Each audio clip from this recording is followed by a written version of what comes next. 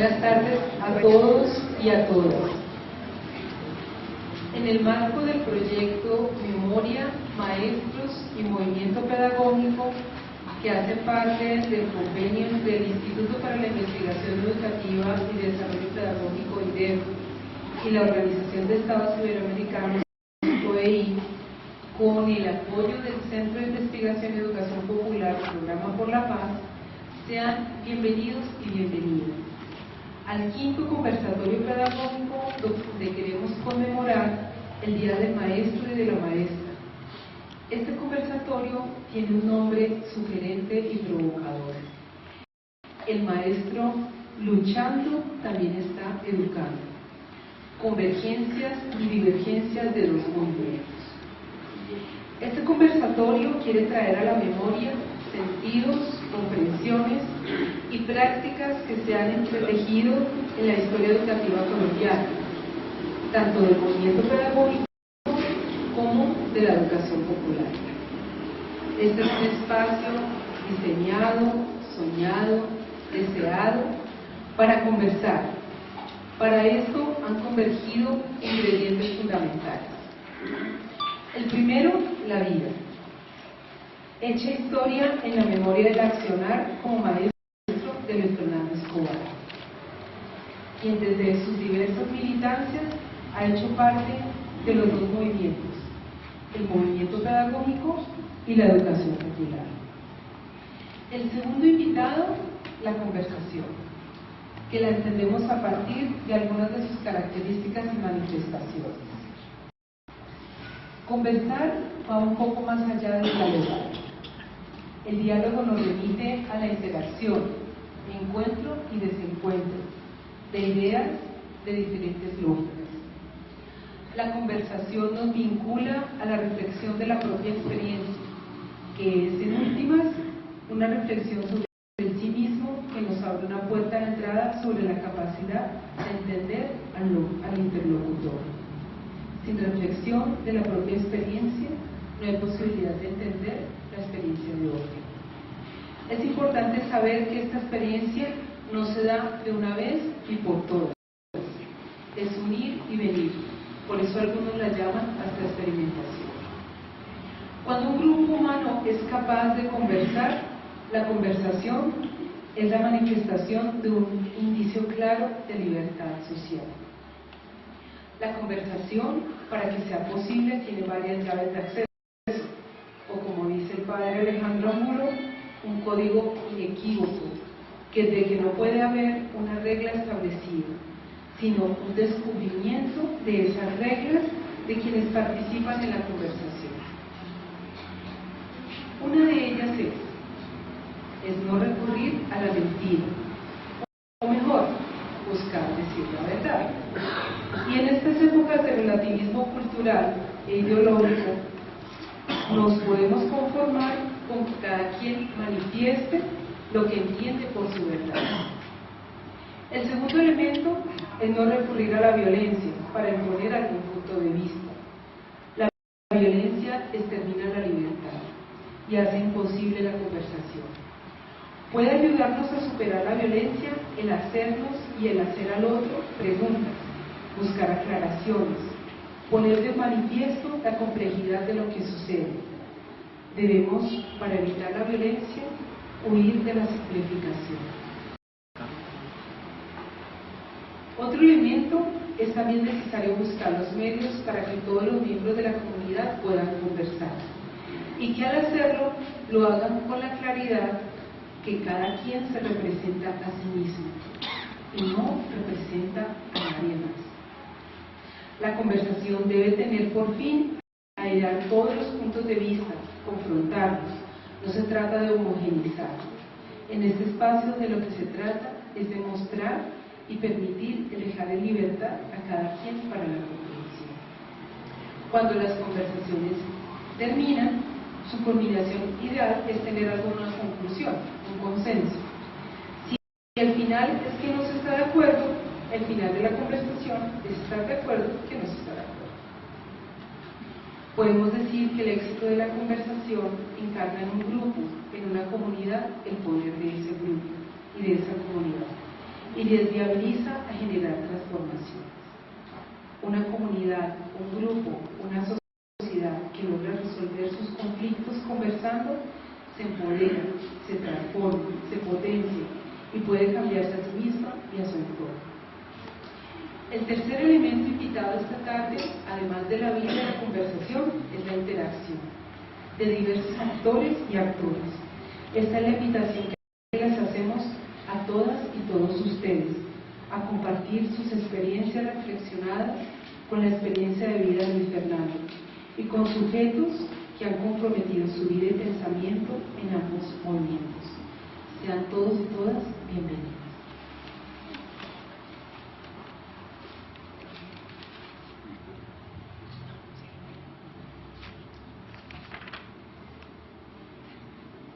Buenas tardes para todos y para todas.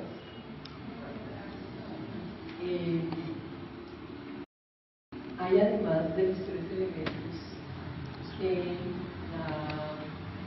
ha convocado Luz Helena, otros elementos que igualmente hoy convergen en este escenario. Uno de esos es justamente la memoria. La memoria la entendemos fundamentalmente como un acto de poder, el intentar hacer memoria a propósito de el movimiento pedagógico, a propósito de el patrimonio pedagógico de la ciudad de Bogotá, que ha convertido en uno de los ejes fundamentales del convenio que venimos desarrollando entre el IBER y la OEI. No es gratuito que estemos hoy en este espacio, no es gratuito que estemos hoy justamente día martes, 5 de la tarde, en el IBER. No es gratuito porque justamente hace 30 años y en un devenir posterior, las tertulias pedagógicas del movimiento pedagógico tenían lugar justamente los martes a las 5 de la tarde en este mismo lugar. Este es un proceso que, como lo mencionaba inicialmente, por supuesto, está atravesado por un acto de poder, por una intencionalidad ética y política, porque el recordar justamente es pasar por el cuerpo, recordar es pasar por el cuerpo. Y cuando iniciamos este ejercicio con 30, 35, 33 maestros que han venido desarrollando un proceso justamente de recordar, de hacer memoria, de hacer historia en torno al movimiento pedagógico, justamente el CINEP empezó a ser evocado desde diferentes voces, justamente como un centro de convergencia del pensamiento pedagógico y del movimiento popular. Por eso la conversación de hoy es en torno justamente a sujetos que hacen convergencia de esos dos movimientos, del movimiento pedagógico y del movimiento de educación popular. Hemos encontrado muchos vasos comunicantes entre esos dos movimientos, pero igualmente hemos encontrado rupturas en esos vasos comunicantes, y eso es lo que queremos conversar.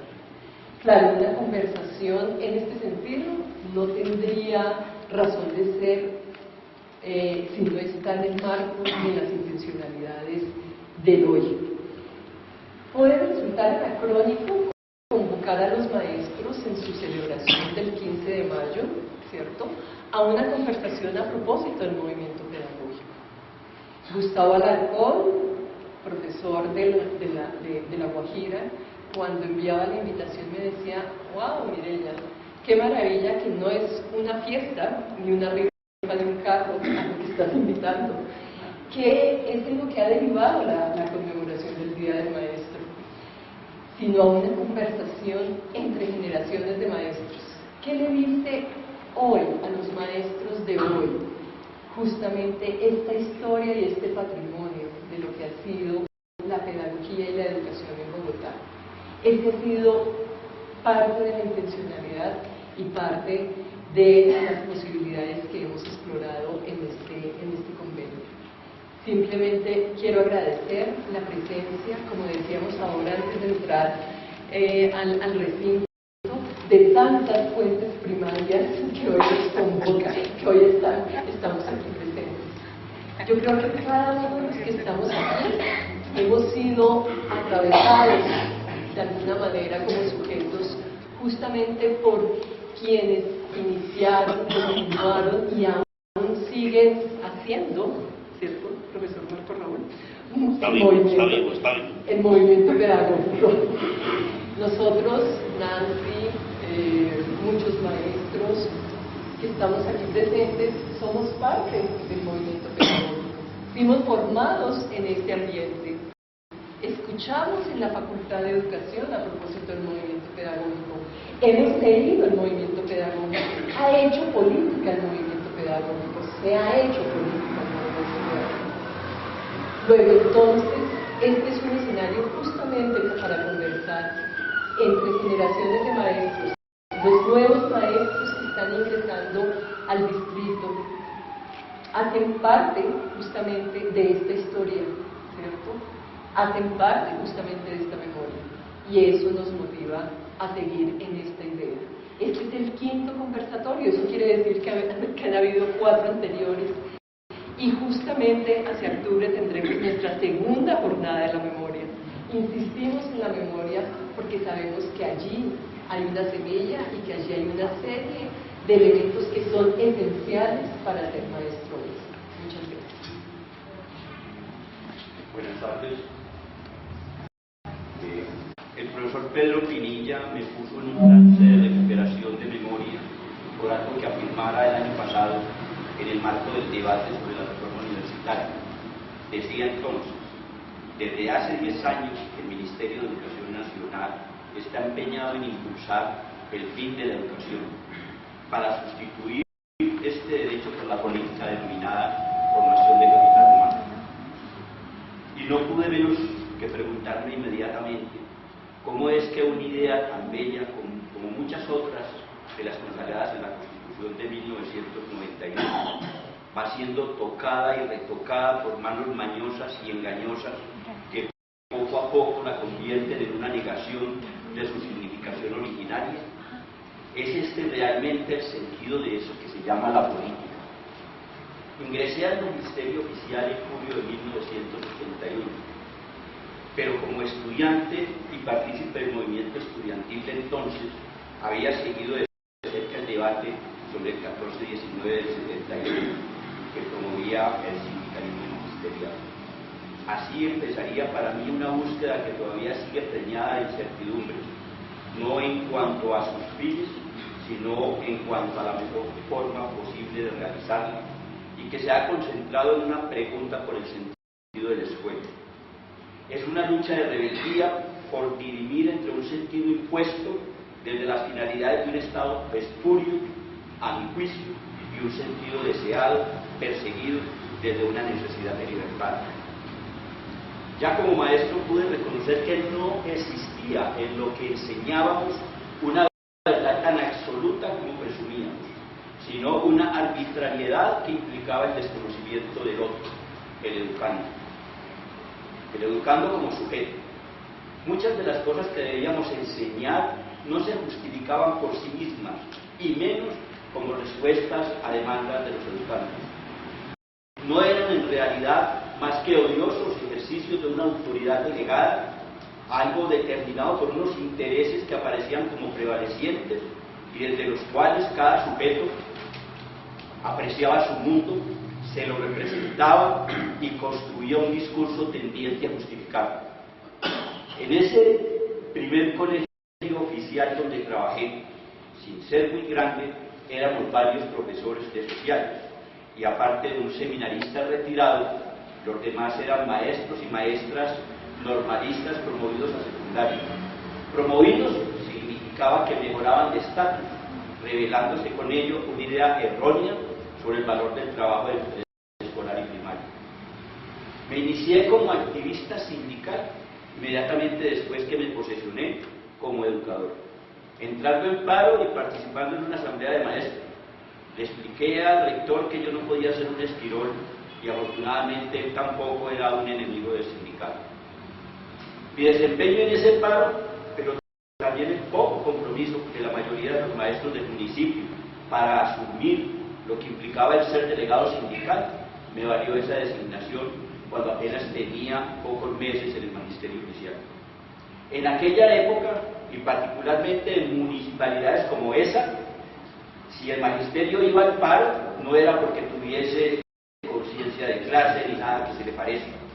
Hoy pienso que muchos maestros y maestras hacían parte de los municipios, de esos municipios, hacían parte de una cierta élite local que en el fondo repudiaba y condenaba la lucha social. Ser maestro no había sido mi primera aspiración profesional, ni mucho menos mi primer trabajo. Fui un obrero, barrendero y portabaco, una de las principales industrias que existían en Medellín por ese entonces, cuando para trabajar no se requería más que la libreta militar y querer hacerlo. 4 años después, cuando ya era supervisor y se supo de mi vinculación política con la Unión Nacional de Oposición, me echaron. Entre tanto, había terminado el bachillerato e ingresado a la Universidad de Antioquia como estudiante de Ingeniería Industrial, primero y luego de Economía Política. Era una época de fuerte alza de la lucha social, 1970-1974, y tanto mi experiencia favoril como la universitaria incidían de manera determinante en mi acción política por la izquierda, en la cual me mantengo firme a pesar de persecuciones y desencantos. Mi participación en la ONU me valió el ser amenazado por primera vez y tenerme que exiliar en Bogotá desde 1974 hasta 1977, cuando me atreví a regresar a la universidad. Hice la licenciatura de Educación en la Universidad Autónoma, no por azar ni por descarte, sino por una decisión consciente y deliberada, motivada por la idea de que como maestro podía contribuir mejor a la transformación de esta sociedad. Desde entonces he procurado mantener siempre una posición radical, pero no intransigente ni obtusa, en cuanto a la viabilidad de un proyecto socialista y las posibilidades de actuar desde un marco institucional para ello. Combatir la intromisión de las editoriales, así como la idea del texto único, fue uno de mis primeros objetivos estando ya dentro de la escuela. No ocupó nunca en mi cabeza eso de hacer una licenciatura para llegar a la escuela a permitir que una casa editorial me direccionara el hacer en el aula, como tampoco tuvo cabida la idea de un texto único para la enseñanza de cada materia en cada grado. Ambas ideas me parecieron siempre una ofensa al magisterio de parte de quienes las defendían o promovían. Sin embargo, por una parte, las prescripciones curriculares, pero por otra, también hay que decir, la pobre moral profesional que prevalecía entre los educadores, determinaron que, en buena medida, el ritual de la enseñanza escolar estuviese regido por las editoriales y, como dice Giroud, a través de ellas y del Estado, por los intereses dominantes de la sociedad. Siendo profesor de Historia y Filosofía, los libros de la Nueva Historia de Colombia, las revistas de esa época como Alternativa y otras de Filosofía y Sociología que circulaban por aquel entonces, fueron los textos que puse a disposición de mis estudiantes para que la clase no fuera una dictadura, como literalmente se llamaba el ejercicio docente. De mi paga salían libros y revistas, como todavía salen, que ponía a disposición de los estudiantes para ayudarlos a construirse y como interlocutores en clase. Han sido muy pocas las veces que he dictado una clase en sentido estricto y casi siempre un fracaso cuando las circunstancias me obligan a ello. Una de las mayores satisfacciones que he tenido como maestro fue la forma como los estudiantes me respaldaron cuando el párroco del pueblo conformó una comisión de padres y madres de familia para que exigieran ante la Secretaría de Educación mi salida del colegio o al menos que me quitaran la filosofía. El argumento era que yo estaba corrompiendo la mente de mis estudiantes. Yo no voy a entregar la materia, dije, salvo que los estudiantes lo exijan. Después, el curita duraría un tiempo cobrando su derrota en el culto. No tuve oportunidad de estar en el Congreso de Bucaramanga, pero sí participé desde que empecé a actuar como delegado en las reuniones convocadas por el sindicato para tratar los asuntos de la pedagogía. Aunque valga decirlo, la mayoría de las veces no me pareció que fuesen tanto de pedagogía, veces del Ministerio y otras de la Secretaría de Educación Departamental. Normas que no pasaban tanto por una reflexión de carácter pedagógico como por la valoración de su conveniencia o inconveniencia para los educadores desde su condición de trabajadores. Es, tal vez, en razón de lo afirmado por Abel Rodríguez, sobre la precariedad de la formación pedagógica de los docentes salidos de las normales hacia 1965. Después, en los trabajos de historia de la práctica pedagógica y otros del mismo semejante cunho, llegaría a entender el porqué de esa precariedad. Es que en esto de mirar hacia atrás resulta conveniente no ignorar el peso de lo que ha sido el desarrollo político y social en el que estamos inmersos, con todo y sus cambios como hecho determinante de lo que hemos sido y son hoy los maestros colombianos. No tan diferentes de los maestros argentinos, venezolanos, peruanos o brasileños, pero tampoco iguales. Siempre pesa, creo yo, esa específica realidad de cada país, que no es porque sí, que es preciso reconocerla, al menos en nuestra América sureña, como producto del proceso histórico de construcción de cada nación desde la independencia, sino es que desde la misma conquista. Conocemos sobre algunos hechos sueltos e inconexos que dicen de los intentos por organizar un sistema educativo colombiano después de la independencia hasta finales del siglo XIX. Tenemos a la mano estudios muy interesantes sobre la orientación que se le quiso dar a la educación ya en el siglo XX, pero en todo lo que conocemos, la idea de la formación de espíritus libres, conocedores de la realidad y por tanto en condiciones de transformarla, sigue siendo apenas una chispa que de cuando en cuando no hemos podido avanzar suficientemente en la conformación de esa corriente de ideas y o de intentos prácticos, más allá de lo que la expedición pedagógica ya nos ha mostrado. Y eso, aunque mucho, es todavía insuficiente. Ha dado apenas para que el movimiento pedagógico se perciba como una huella en la historia de la educación colombiana, pero se muestre limitada para dar pasos que hoy reclama nuestra sociedad, nuestra realidad planetaria, trascendida a las dimensiones de una patria grande. Hagamos una pausa en este...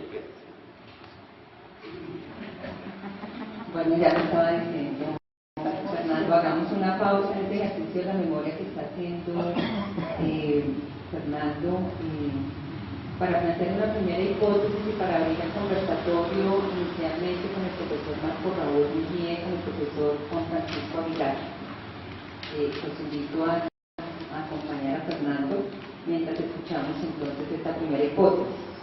La continuidad de los gobiernos en la instauración de políticas que han profundizado en la institución de la pedagogía en la escuela llama a desarrollar acciones de resistencia para las que es menester construir redes con diferentes sectores de la sociedad civil en torno a la concreción de ideas para una nueva escuela que nos permita recuperar el vínculo entre la vida humana y el trabajo productivo, en la búsqueda de un verdadero sentido del humano, para lo cual la pedagogía aparece como un saber fundamental.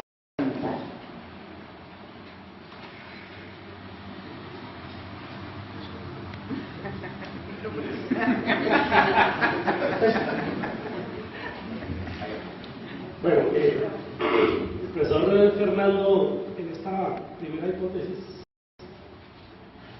nos menciona varios elementos que de alguna manera constituyen la síntesis de muchas de las discusiones que sostuvimos en la que podríamos llamar época dorada del movimiento pedagógico. Lo llama el profesor Fernando a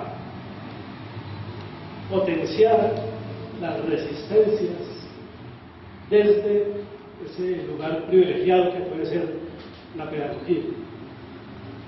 Y lo llama también, por lo tanto, a establecer alianzas entre los sectores populares, entre el magisterio, los sectores populares, entre las transformaciones en el campo de la educación formal, la escuela, y las que se están dando en el campo de la educación popular, todo en vistas a recuperar el sentido de lo humano por una nueva educación para una nueva sociedad.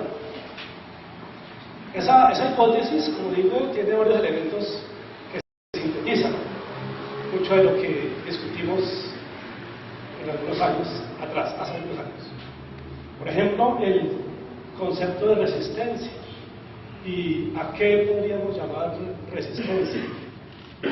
Recuerdo discusiones con Marco Raúl, en donde quizás Marco Raúl, desde una visión más optimista que la mía, que pudiese en su momento parecer pesimista, discutíamos sobre a qué denominar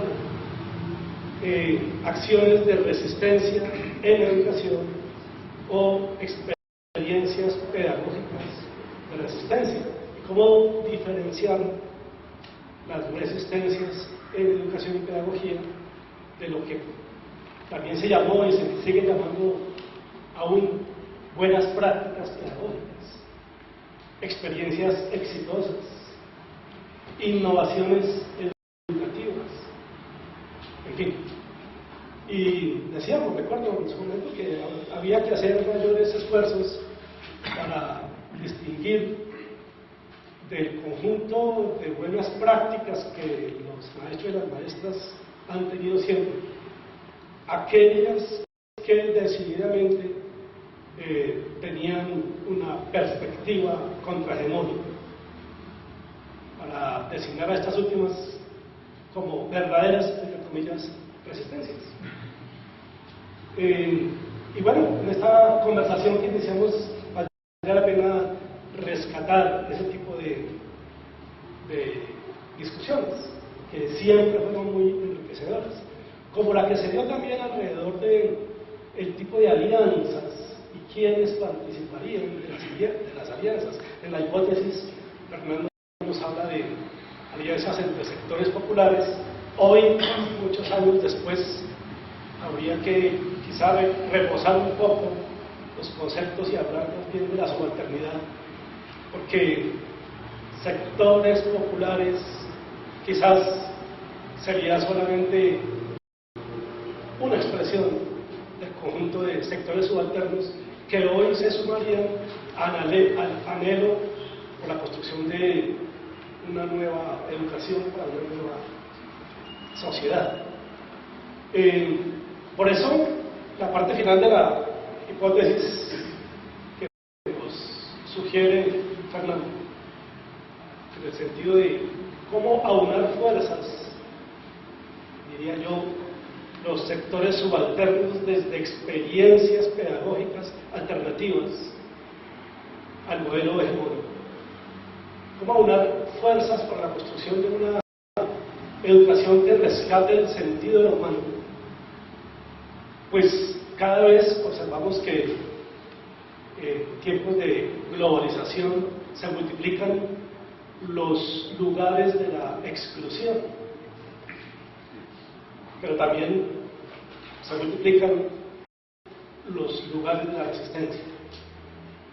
De manera que cuando participamos, recordando, cuando participamos en el Congreso Pedagógico de 1987, propusimos allí en nuestra ponencia el concepto del proyecto pedagógico alternativo, justamente como eso, como el proyecto que resume todos los esfuerzos por la construcción de una nueva educación desde una nueva pedagogía para una nueva sociedad.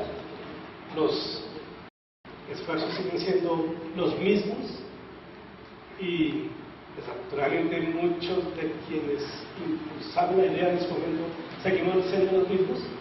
Claro que hay nuevas caras que se han sumado a la escena, pero los fundamentos del movimiento pedagógico siguen allí. Bueno, profesor Marco Raúl. Bueno, gracias a Fernando por invitarme. Estoy aquí porque para mí también es una manera de un homenaje a Fernando por una vida. Yo reconozco a Fernando una de esas personas que Bertolt Brecht llamó de que esos que luchan toda la vida, y esos son los indispensables. Por eso estoy aquí y me siento conmovido de estar comentando a Fernando, porque si tuviéramos que ver ese texto, habría que colocarle así como ser de izquierda y sobrevivir en el intento a lo largo de toda una vida, cuando tanta gente se ha devuelto.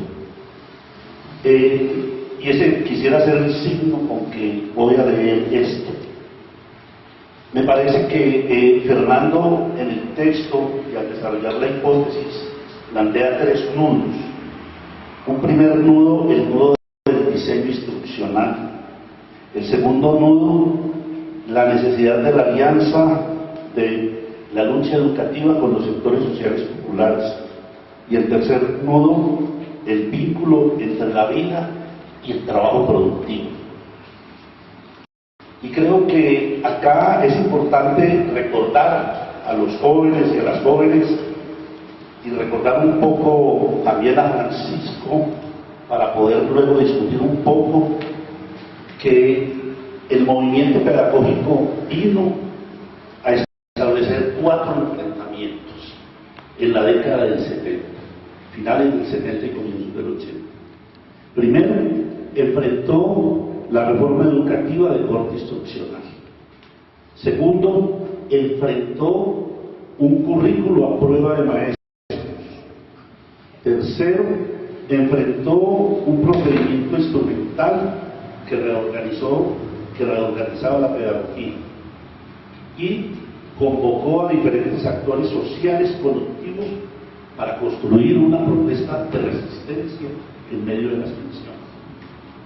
Eso hizo que un poco con la sabiduría de Abel se pudiera recoger en la dirección de FECODE sectores que venían del mundo académico, en donde concluyen todo el sector de la historia de la práctica pedagógica, todo el sector que coincidía con el grupo Federici y todo un sector granchano que se comenzaba a mover en algunas universidades.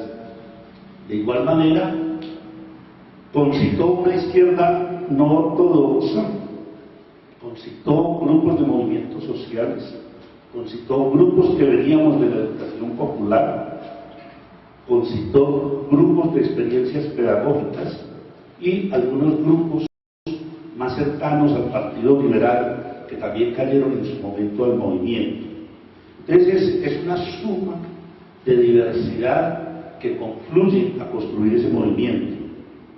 Y me parece que, y quiero señalar esa tesis fuerte, es que no es el mismo tiempo de hoy del movimiento pedagógico del 82. Y por eso es imposible que las personas intenten ver el mismo movimiento. Y no es el mismo movimiento porque se han dado 5 fenómenos. Uno, a nivel mundial se ha dado un fenómeno de despedagogización. A nivel internacional, toda la programación neurolingüística ha cooptado todo el pensamiento técnico en educación desde el cerebro. Las TIC han convertido la educación en un asunto neutro como tema de replanteamiento. Y el pensamiento, algún tipo de pensamiento crítico marxista, todavía sigue refugiado en el positivismo. Y al refugiarse en ese positivismo ha generado una huida que yo caracterizo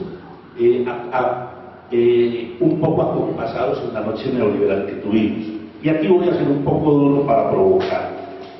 Me parece que hay unas pugnas de lo que fue el movimiento pedagógico y su dificultad en recomponerlo no está en que sea posible recomponerlo con el pasado, es la incapacidad para leer este tiempo y leerlo en clave diferente. Y en ese sentido, el neoliberalismo acorraló las fuerzas que venían, las desplazó. Creo que el primer desplazado fue el maestro, que fue desplazado a una escuela de procedimientos administrativos en la ley 115 y en el decreto 1278. También el sindicato sufre su primera gran derrota histórica en el acto legislativo 01, lo que lo refugia otra vez es en volverse un movimiento social de primera y segunda generación, que no alcanza y tiene que retornar a ser movimiento de primera generación, totalmente guardado en lo gremial y lo político de los viejos tiempos. Las facultades de educación resuelven el asunto por el mercado y se dedican a formar gente para las competencias y los estándares y para lo que necesitan, y en ese sentido el asunto de la educación se vuelve un asunto técnico instrumental acompañado de algunos discursos progresistas.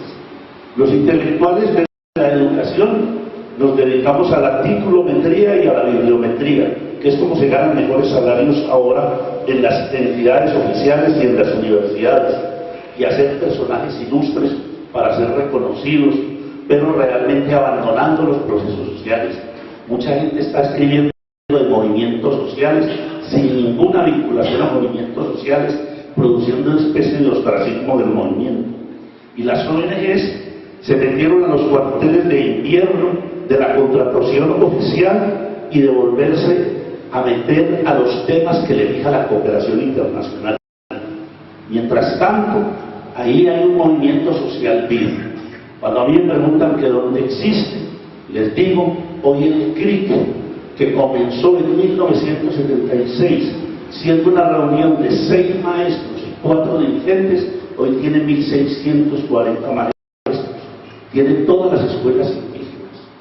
Hoy el movimiento campesino, en medio de su debilidad, tiene organización que trabaja hoy un proyecto educativo. El Congreso de los Pueblos tiene tiene proyecto educativo, la Marcha Patriótica tiene congreso, tiene grupo que trabaja el proyecto educativo. Es decir, lo que tenemos que preguntarnos es que si nos alejamos tanto, nos va a ser difícil ir allí. No